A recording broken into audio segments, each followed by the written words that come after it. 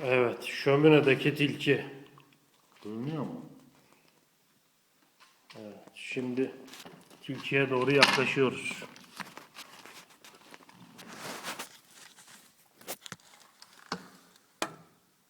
Evet, tilki bize bakıyor, biz tilkiye bakıyoruz.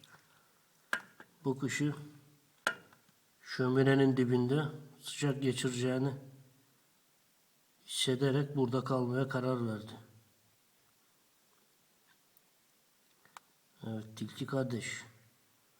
Gözün dört dönüyor ama mecbur yarın çıkacaksın oradan. Evet, şimdilik bu kadar yeter.